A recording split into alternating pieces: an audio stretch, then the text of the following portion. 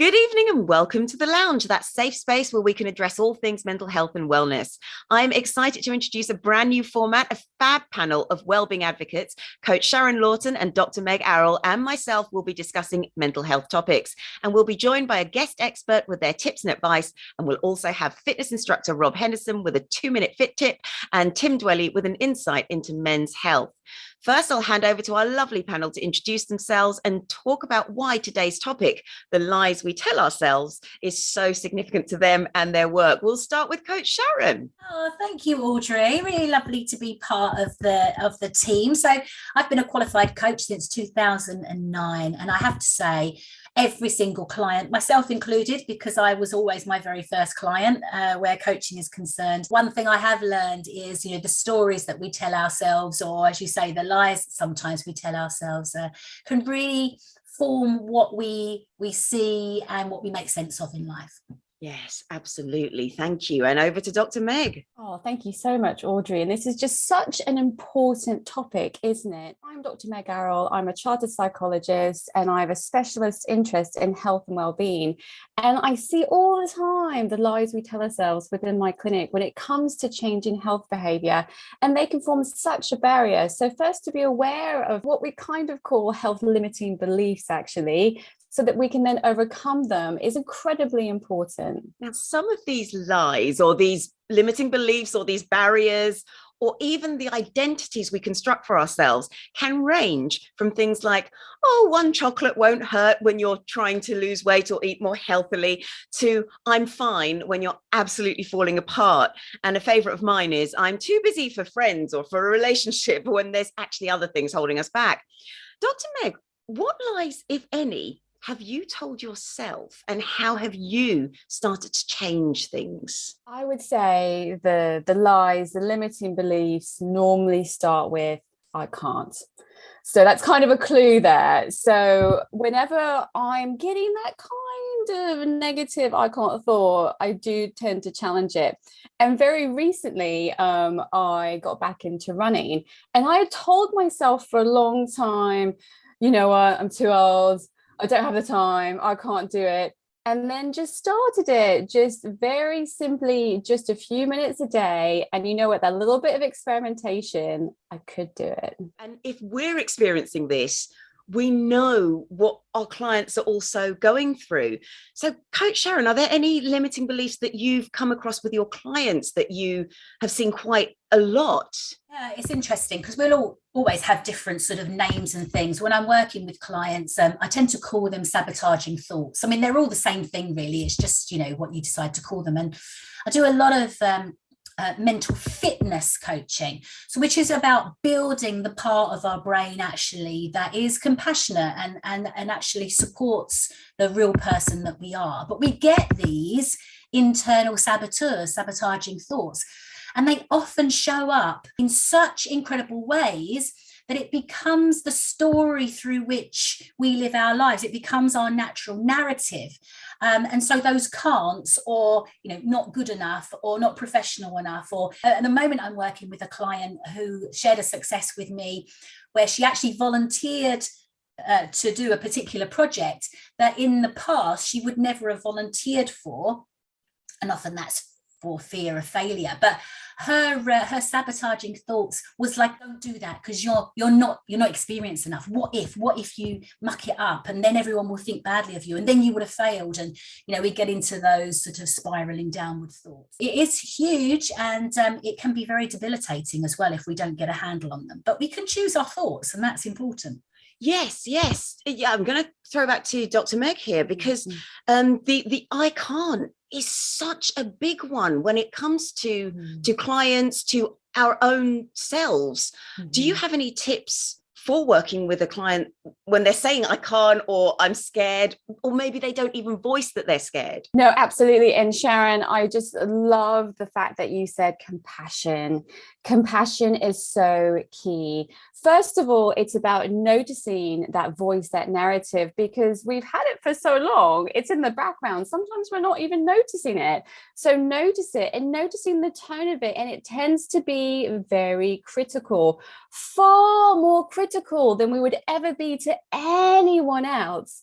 So one of the tips that I generally use, and I'm sure you both use this too, is to change the tone of that voice. So if you were speaking to a friend of yours that was having that sort of thought, that was having that sort of mental barrier, what would you say to a friend? And it tends to be very, very much less sort of harsh, and it tends to be much more compassionate and supportive. So changing that inner critic to an inner coach. I like that.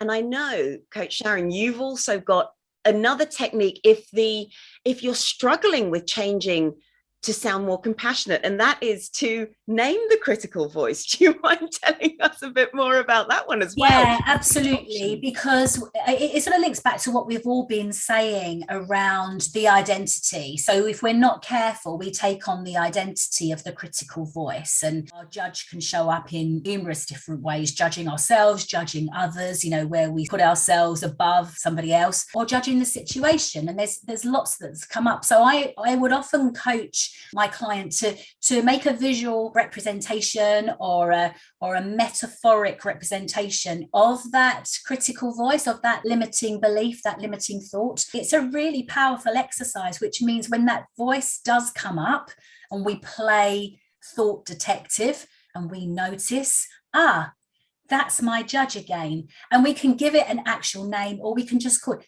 that's my judge again. That's my avoider. That's my hypervigilant voice. And then we say, right, okay, and exactly what Dr. Meg was saying, actually, then it's right. So what can I tell myself instead? If I need that little bit of confidence, what would I need to be thinking in order to feel more confident in this situation? Absolutely fascinating. Now, joining us in the next 5 minutes will be Dr. Helen McCarthy, also known as the Appetite Doctor. She's the author of best-selling Retrain Your Appetite. She will be talking to us about all the diet myths that throw us off course. But before that, Tim Dwelly is going to give us his latest high hopes. Hi, Tim here. I've got a story for you. A merry grasshopper spent his summer making music. When he saw an ant marching past him carrying seeds to store for the winter, he laughed. How foolish to work so hard in the hot sun, said the grasshopper. There's time enough to worry about winter when the first snow falls. But when the days grew shorter and the first snow fell, the grasshopper could find nothing to eat. Shivering and cold, he asked the ant for help. Please, can you spare me a seed or a leaf? He begged. The ant shrugged in disdain. I worked hard for my food. I've got none to spare. All summer long you made nothing but music. Now all winter long you dance. Procrastination will feel familiar to many of us, and I'm no exception. We tell ourselves we'll do something tomorrow, and then when tomorrow comes, we put it off. Again. We might convince ourselves the goal is just too big, too difficult to achieve, and besides, we've got all the time in the world, right? Before we know it, we're facing an insurmountable obstacle stretching far and wide, and we haven't got a clue where to start. So we don't. We convince ourselves we'll get there one day, but like the grasshopper, we don't take that first step. Now, I love running, and one of the goals I've set myself is to complete a half marathon in under 2 hours. That's considerably faster than I've ever run one before. It's been on my bucket list for a couple of years now, but I've never got around to ticking it off. I've always delayed it, telling myself, I'll start tomorrow, next week, next month. Except now I'm going for it, and I'm doing it by splitting it down into a 12-week programme, running 4 times a week. That's 48 runs. 48 small tasks, 48 seeds I can put into my pile of food for winter. I'm already at week 5. That's over 40% of the way there. So that huge, insurmountable goal is no longer quite so scary, and I'm getting closer, bit by bit. So the next time you have a huge job you're putting off, daunted by its size, don't be a grasshopper. Try giving yourself a series of smaller, manageable, short-term goals that build towards your overall objective. And go on, channel your inner ant. Now, enough from me, back to the panel.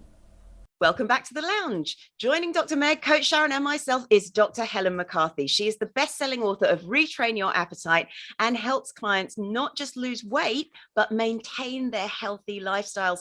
Welcome to the lounge, Helen. Thank you, Audrey. It's an absolute pleasure to be here. Helen, it's lovely to have you. I do feel that the diet industry sort of feeds us a really negative narrative around, sort of you've got to eat this sort of food, or you've got to deny yourself that type of food. And there's lots of rules attached to that, I feel, which can often be unhelpful. So what sort of myths around diets do you think the everyday person needs to be aware of, and so we can do a little bit of myth busting for people? Well, I think the biggest myth of all is that we're all on a level playing field, that we're all starting from the same point, and that each of the available diets would affect us in the same way if we followed them.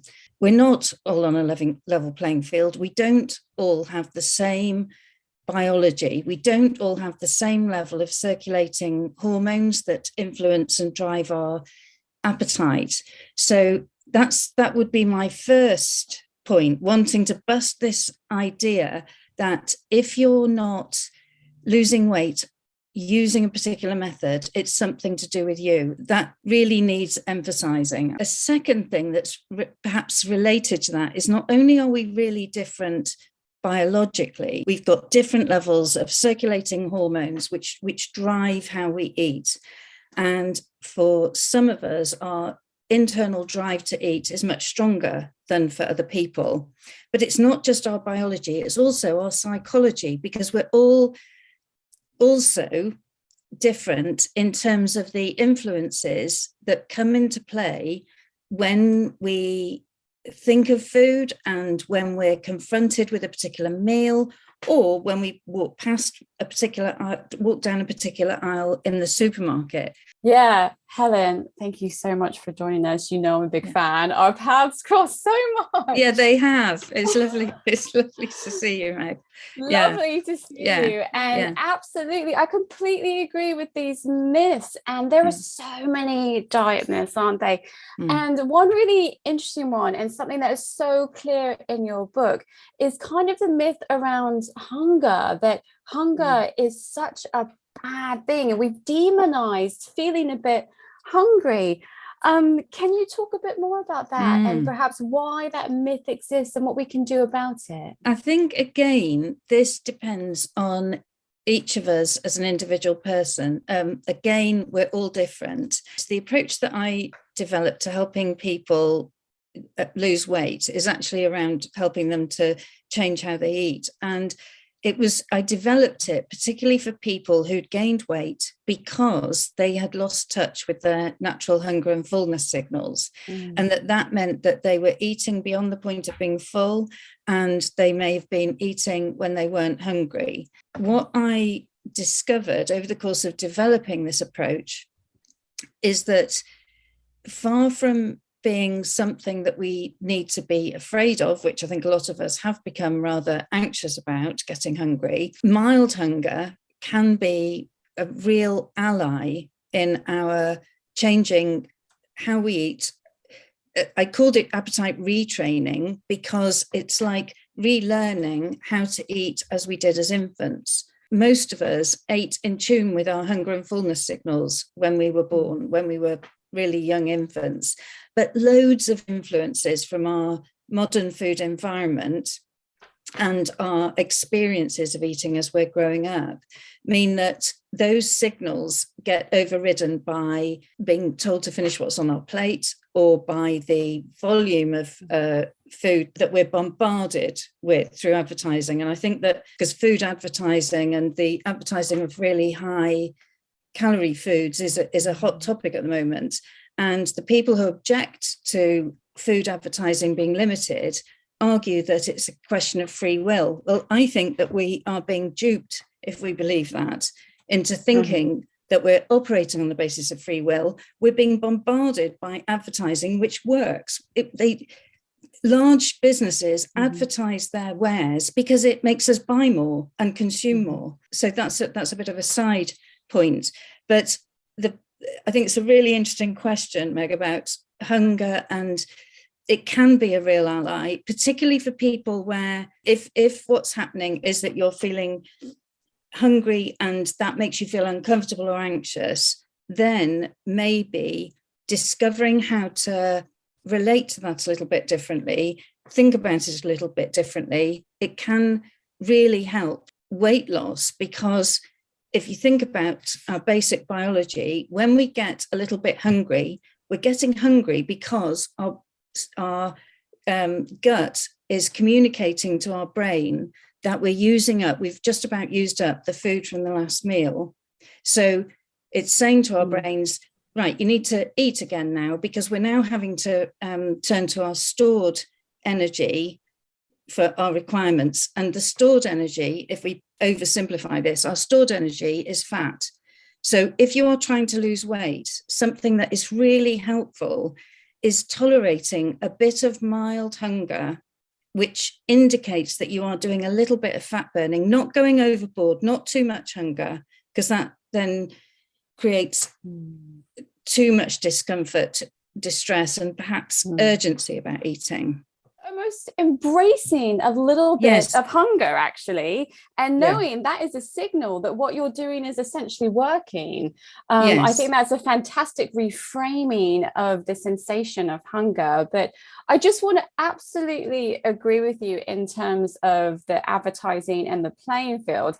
And what the discussion I often have with my clients is, you don't often see celebs and influencers with apples and bananas, do you? And advertising these sorts of healthy foods. So it is not an even playing field at all. Right. And we are continually primed. So just having that awareness that there are these influences can help so much. We all work a lot with anxious thoughts, and when it comes to comfort eating and emotional eating.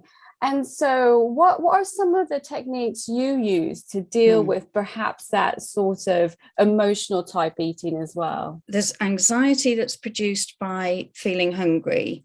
So what's helpful when that happens, if we've become anxious about feeling hungry, despite the food environment that we live in, a lot of us, I mean, I certainly was like this for decades, very uneasy if I was feeling hungry or getting hungry. And I think what you need in that sort of situation, if you're starting to get hungry, and what you notice is that your thoughts turn to finding something to eat because you feel that you won't be able to cope if you don't eat, you won't be able to cope with these feelings.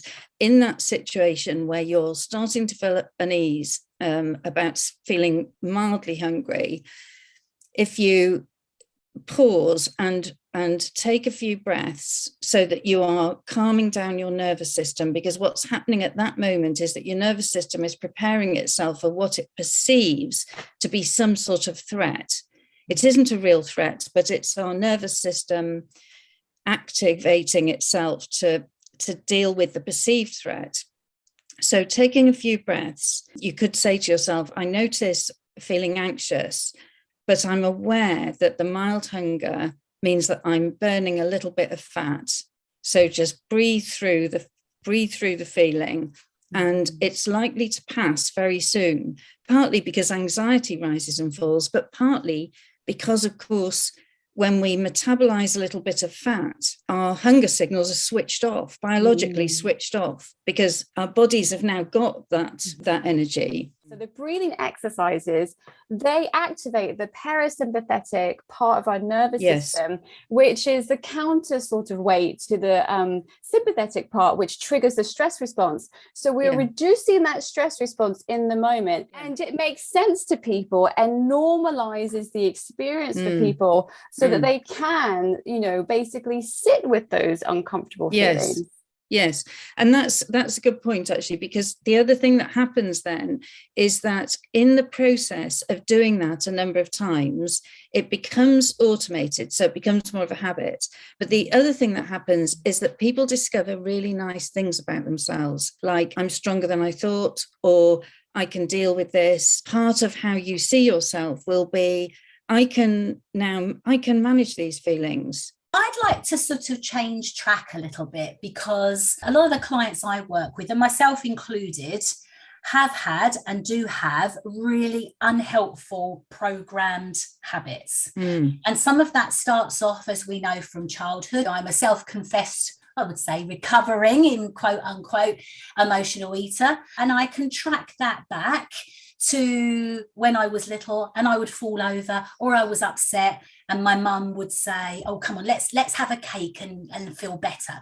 So, you know, there is for me an attachment there to having something sugary, nice, naughty but nice, you know, using all of those sort of, you know, words out there, that makes me feel better. But actually it doesn't in the end, because it puts me in a negative loop, and then I go back into negative thoughts, and you know, and I say, what did you do that for? And it was unhealthy, and etc., etc. You know, I'm sure there are a lot of people listening that can probably associate with that. The other sort of habit, which I know is very common, if I go to the cinema, I have this natural instinct to then buy something to have. I had this voice saying, don't buy some sweets. When you get to the end of any weight loss program or regime, the habits that you've established in the process are going to be completely key to whether or not the weight stays off. They're going to be really important, rather, to whether the weight stays off.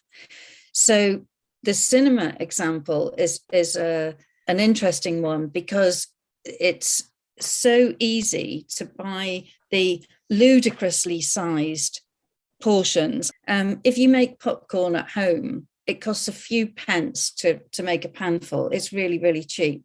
If you go to the cinema, you spend several pounds on a portion that is massive, absolutely massive.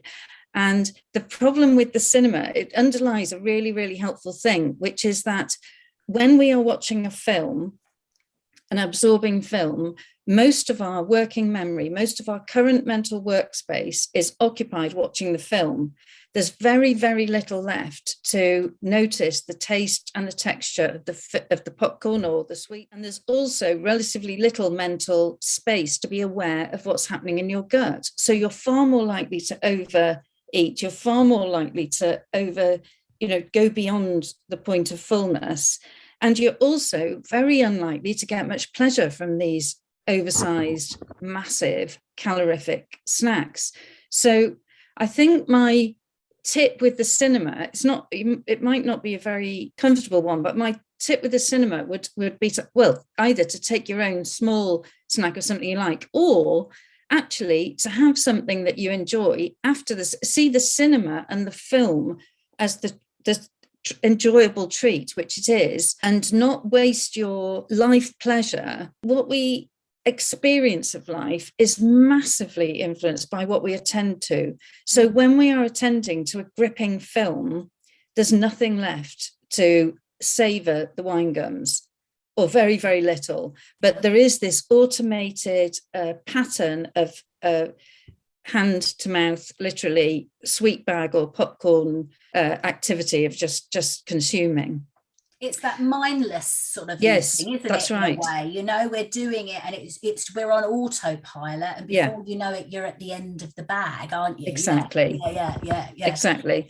I guess it comes to self-awareness, doesn't it? You know, you were saying this earlier, sort of being aware perhaps of those unhelpful habits that maybe move us in a particular way. Again, I guess it sort of comes back into that negative spiral I was mentioning earlier about, you know, we might eat something or mindlessly eat or break a pattern that we have been on, a nice healthy eating pattern. We can be really quite critical of ourselves that we would never be. I think it's something that Dr. Meg mentioned earlier, that we would never be to a friend.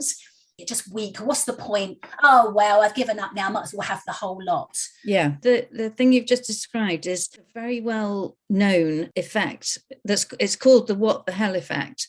That when people set themselves strict dietary rules and they then break the rule, they feel, because the rule is very firm, they then interpret the breaking of the rule as failure.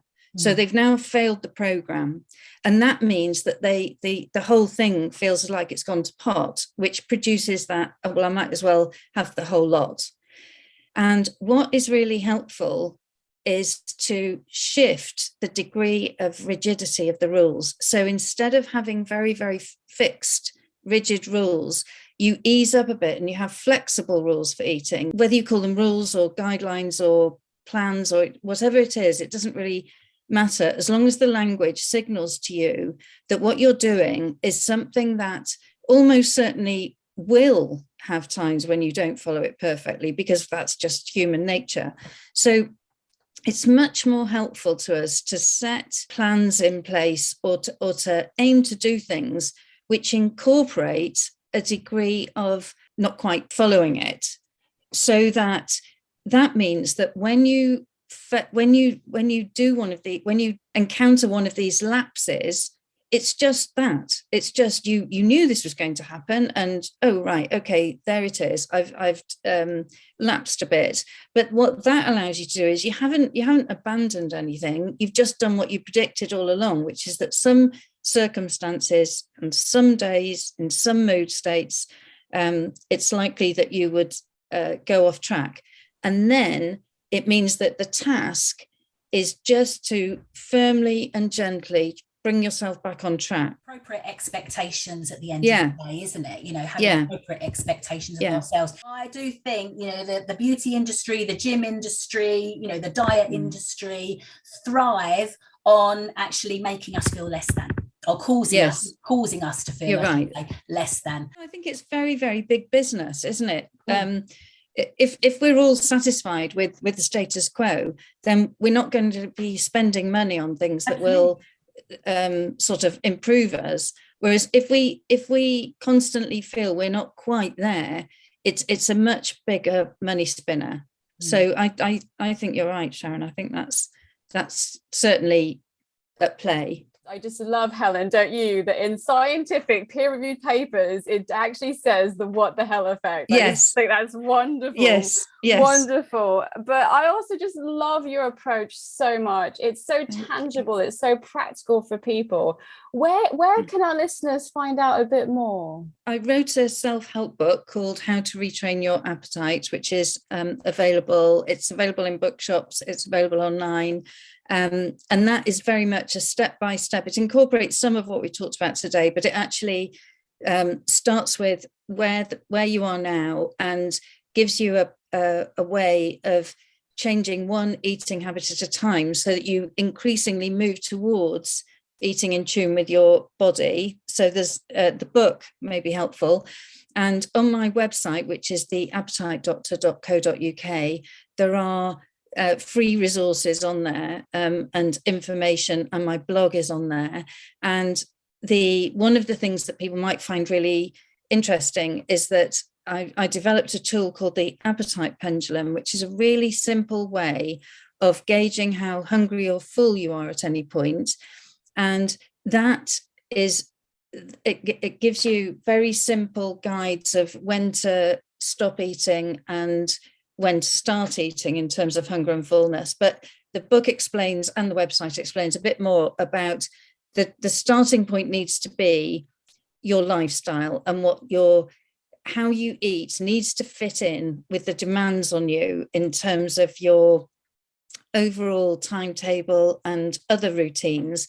And then your meal times and snack times would need to fit into that. Otherwise, it's only a matter of time before things go to pot. So you start with your lifestyle, look at which particular eating habits are unhelpful, and then work through those one by one. And there's, as Sharon mentioned, mentioned emotional eating. There's a chapter on emotional eating, because that is such a big issue for many, many people. And the other thing is that for anybody who works in this field, I run training workshops and masterclasses for professionals whose work involves helping people change how they eat. And the details of those are on my website. Fantastic, just so much. And thank you for coming in today and sharing just a little bit of your knowledge. It's been absolutely fascinating. Thank you so much. Thank you. No, it's been a real pleasure. Wonderful. Talking to you. Great, fantastic. Well, stay with us, because after the break, we'll be talking about reframing unhelpful thoughts. And we'll also be hearing from fitness instructor Robb Henderson and his 2-minute fit tip for the week. Welcome back to the lounge. We've just been speaking with Dr. Helen McCarthy on how we can lose weight in a healthy way and sustain that lifestyle long term. And some of the things she's been talking about really resonated, I know, with our whole panel about reframing unhelpful thoughts, reframing habitual thoughts, all kinds of things that we might have in our head that aren't helping us. We can actually learn to change. And I think that's the key message. So let's go back to Sharon. Do you have any particularly helpful reframes that maybe have taken you time to actually get working, but have been really good? So I've got a myth bust here for anyone out there who is interested in personal development and all of that. So many personal development gurus and coaches out there talk about all you have to do is think positively and everything will be okay. Well, I'm telling you now, that's rubbish, because it's not as easy as that. Because if it was, we'd all be thinking positively and everything would be okay. Self-awareness is the first step to change. So if we want to change our thoughts, and a lot of them are deeply programmed and we're not even aware of them, they are so ingrained in our programming, we've got to notice them first. So it might feel counterintuitive, because as a coach, I coach my clients, what you pay attention to, you notice more of, which is why we get people to focus on what they want rather than what they don't want. But when it comes to reframing our thoughts, we've got to notice the unhelpful thoughts first before we can do anything about them. So it's a bit like having 2 radio stations blasting out. Your one that's your favorite music, and then the one that you hate. For me, it would be really heavy rock. And if that was blasting out, I would probably be more drawn to the stuff I didn't like, and I wouldn't be able to notice all the lovely music that I was playing in the background that I really enjoy. So if we pay attention to the unhelpful thought, we can then learn to turn the volume down because we've noticed it, and then increase the volume of our inner voice, our sage, our compassionate self, our inner coach, whatever we want to call it, doesn't really matter. Be a thought detective. And that's what I would say. Notice the thoughts that are unhelpful, and then be your inner coach. Okay, so is this way of thinking helping me to move towards who I want to become? Because this is about our identity. Or is it actually keeping me stuck? Because what I think about unhelpful thoughts is they are a little bit like a sentry guard that are standing there, keeping us stuck. When we step out and step up, it blocks the way. Oh, no, you don't want to do that because people might laugh at you, or you might fail, or, whatever it might be. So we keep stuck in that narrative. I love that. And I fully agree with you on this, these gurus. And this is actually why I do this show, and why I'm so thrilled to have you both on this panel, because this is proper, trained, qualified information, which actually needs to be accessible to everybody who wants it or needs it at that moment. It is no substitute to seeing you as coaches, as therapists, as counselors individually, because then it can be tailored. But sometimes I do worry about some of these people who they make you spend so much money and there's no qualification, there's no quality behind it. So no, that's a whole show in itself, and it will be a whole show. Yeah. Now let's go to Meg. Now, it's not just what we say, but it's how we might perceive our whole identity that can keep us held back, and that can almost become like a comfort blanket, because it's like, oh no, I know myself, and it's better the devil you know than trying something new. How can you help somebody who is feeling that way, that actually I don't want to let go because I know me right now? Identity is just such a key point. It's so important. And if we think about it, we've developed this identity throughout our lives. So it does take a little bit of effort to make those changes. And I think what Sharon said was so important. It's like, you know, if we want to make changes, let's be honest here. And it does take thought, it does take effort, and it does take some commitment too. But there are lots of little tricks and tips you can do it to make it easier along the way. And there's one study which I just love, and it's around this kind of narrative we tell ourselves. And it's a really simple trick. It's about just using a suffix to a word. There was a study that had different groups of people, and to encourage people to engage in health behaviors, they asked people to say to themselves that they were, for instance, a fruit eater or an exerciser, and to write some narratives and to get used to seeing themselves as these types of people, that their identity was, okay, I'm an exerciser. Not I want to do exercise, but I am an exerciser. And to practice that and to repeat that to the point that you actually believe it, because we are having to replace these thoughts. I think that's the key too when we're thinking about thoughts and habits. It's not about extinguishing these thoughts and habits, it's about replacing them. So what can we replace it with? And just add that suffix to the thing you want to do and say it to yourself, say it out loud. So with me, with the running, I now say, I am a runner. And that is part of my identity now. I might be a slow runner, but I am a runner.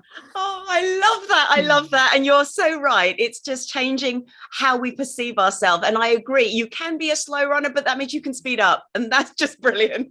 Oh, coming up, the panel's going to give more of their top tips when it comes to working with that critical voice in our head. But first of all, we're going to go across to fitness instructor Robb Henderson for his fit tip for sticking with an exercise routine, even when it gets tough. Hi all, it's Rob here.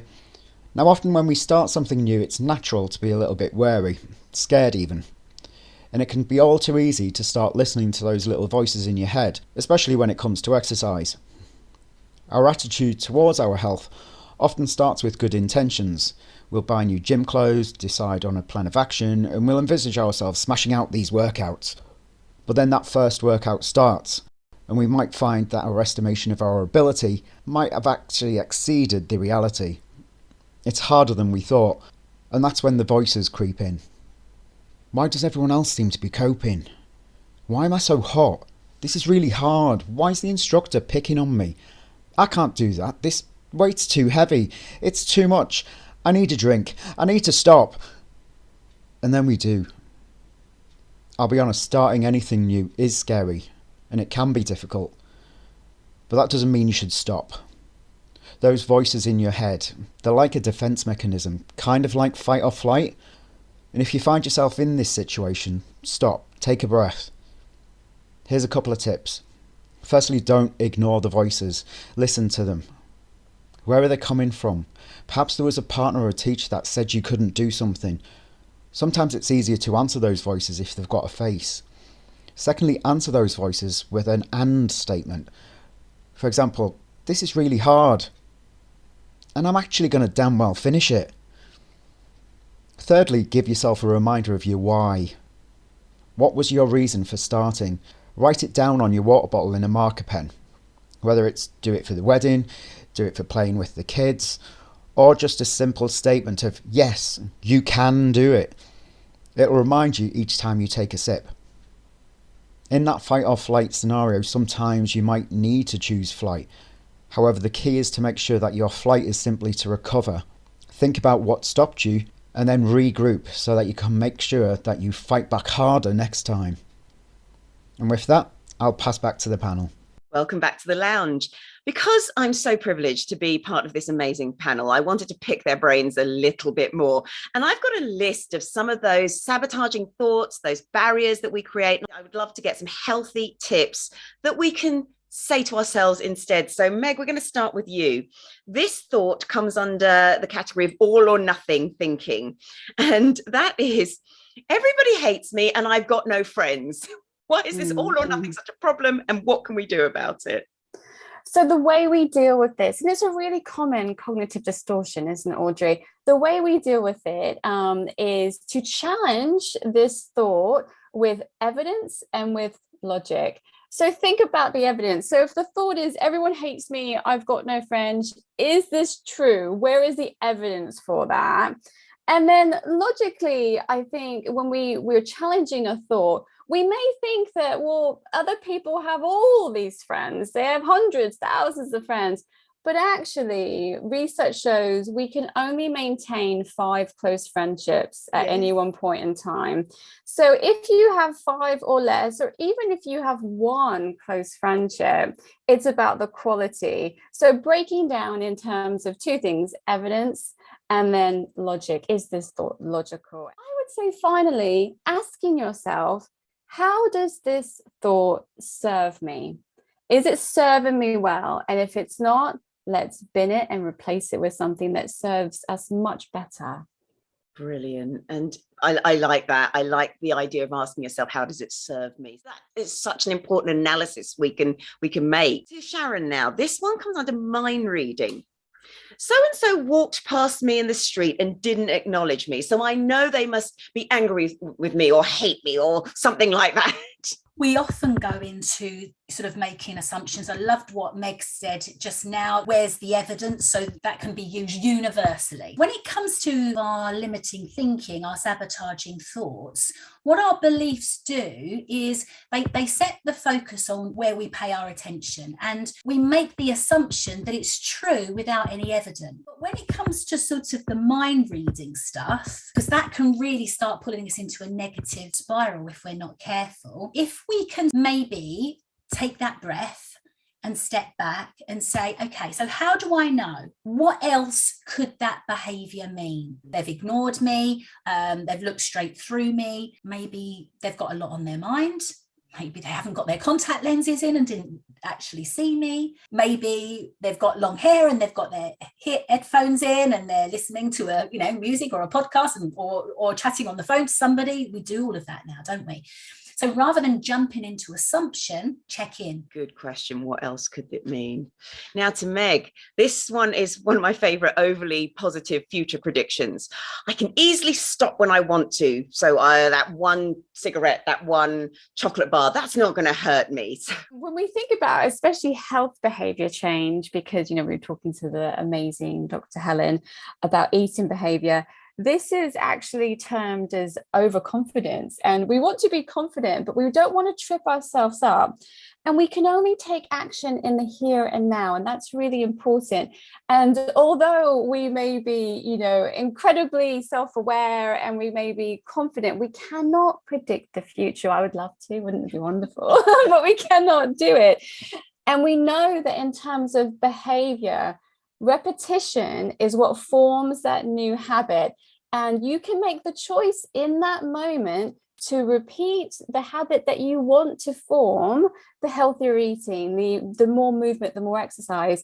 And by having that repeated step that you're taking, you're going to make it so much easier for yourself in the future. So although you cannot predict the future, you can actually make it that little bit easier for your future self. Yes, because you go back to repeating the thing that works and that is healthy. And so finally to Sharon, this one is a justification thought. I deserve whatever unhealthy thing here because I've had a bad day.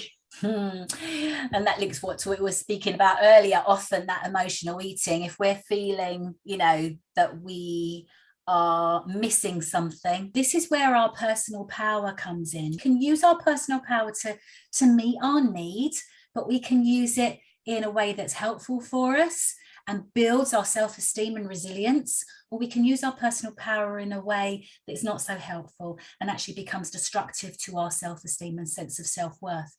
And so the occasional treat is okay. I think it's really dangerous that we start saying, well, I can't have this and I can't have that. It goes back to that rule stuff. Yeah. So if I've had a bad day, trigger warning here for anyone who drinks, and I want a glass of wine, then I might have a glass of wine at the end of the day and enjoy that one glass of wine with my husband in the garden. But equally, if I was doing that every single evening after a bad day, then actually I'm going to start moving into the area of grey area drinking, aren't I? Sort of using that as a substitute. as long as I've got other areas, if I've had a bad day, so I'm going to go for a run. I've had a bad day, so, I'm going to go for a walk and listen to a healthy podcast. We have to remember that we always have the choice, but to be kind to ourselves, because there's a lot of noise out there and there's a lot that's going on in the world that, can really contribute to those choices that we make. I like that. Have alternatives. And also, if you're going to have that treat, enjoy it and actually make a thing of it. Absolutely brilliant. I've learned so much. I hope you have too, listeners. So we're going to close today with a top tip from our panel to move us a little step closer to living our best life. My suggestion for you is, if you have a setback, that's okay. Get up again. Just think of it like falling down on a pair of skates. You can choose to sit on the floor, or you can just pull yourself up and give it another go. Choose to stand. So, Dr. Meg, what's your tip? My top tip is to know your triggers. So it's that self-awareness piece. And once we know what the triggers are, we can think about all the strategies that we can use to overcome them. And my tip would be definitely that is to start thinking like the person you want to become, and build the bridge. So it might be too much of a stretch to say I'm a runner, but it might be more and more I'm becoming a runner. I love that. From our panel, Coach Sharon, Dr. Meg, and myself, Dr. Audrey Tang, and special guests in the lounge tonight, thanks for tuning in. Good night.